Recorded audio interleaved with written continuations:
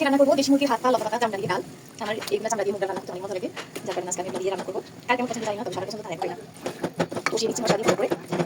ডালটা আমি ধুয়ে রেখেছি, কষানো শেষ হলে ডালটা দিব।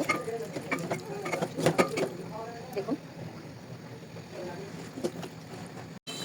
যাক, এদিকে আমার মুরগির হাত পা সবকিছু কষে নিয়েছি, এখন ডালটা ঢেলে দেওয়ার পালা। কষানো শেষ, ডাল দিয়ে একটু কষাবো।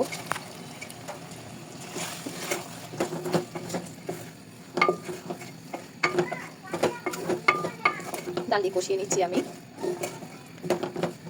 কষানো শেষ হলে আপনাদেরকে আবারও দেখাবো। আপনারা আছেন ঘুমিয়ে গেলেন, এটা গরম করে দেবো পানি অল্প এক গ্লাস দিতে হবে। এটা আপনারা দিব, কারণ আচার করতেছি। আমার আসলে ভিডিও করতে সময় কষ্ট হয়, এক হাতে ধরা, এক হাতে ভিডিও করা। সবসময় ডালে পানি বেশি দিবেন, ডালে পানি বেশি তাড়াতাড়ি খেয়ে নেই।